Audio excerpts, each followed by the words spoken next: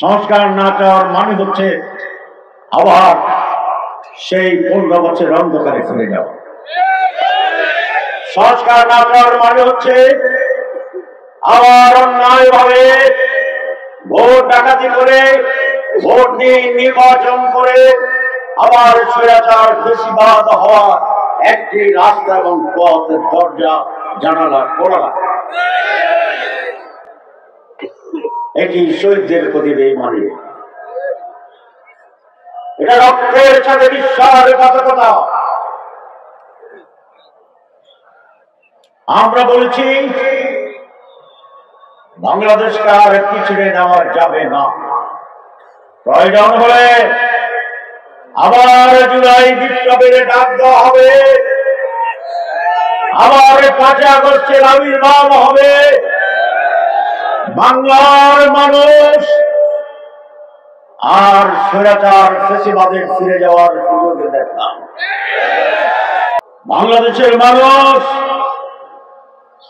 এইবার আর কোন মাস্তানকে ভোট দেবে না, চাঁদাবাজদের ভোট দেবে না, দখলবাজদের ভোট দেবে না। মানুষ কি রাস্তাঘাটে এটা বলছে না যে এইবার মুদ্রার এই পিঠ ওই পিঠ 2 পিঠ তাদেরকে ভোট দেব না? আপনারা কি বুঝছেন? মুদ্রার এক পিঠে কে আছে, আরেক পিঠে বুঝছেন কি না?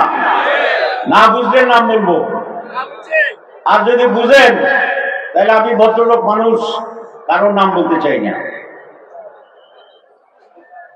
তাহলে ছাত্ররা কি প্রমাণ করছে তারা এদেরকে ভোট দিবে না? জাতীয় নির্বাচনে এই 4 কোটি নতুন ভোটাররা এইবার এই দখলবাজ, চাঁদাবাজ, পুরানো রেকর্ড যাদের আছে, দুর্নীতিতে 3 বার চ্যাম্পিয়ন, মাশাআল্লাহ, কয়বার? এইসব চ্যাম্পিয়নদেরকে আমার ভোট দিবে না ইনশাআল্লাহ। এবার মানুষ বলে সব ইসলামী দল যদি এক হয়, তার সাথে আরো 2-1টা দলের নাম বলে যে আপনারা যদি একসাথে আসেন, আমরা এবার আপনাদেরকে ক্ষমতায় দেখতে চাই। এবার একদিকে বিএনপি যাদের সম্পর্কে কি বলে আপনারা বলেছেন, আর একদিকে বিএনপির বাইরে যত দল আছে, ইসলামিক, রাইটিংস, সেন্ট্রিক, সকলকে মিলে আমরা একটি বৃহত্তর নির্বাচনী ঐক্য করার জন্য চেষ্টা করছি।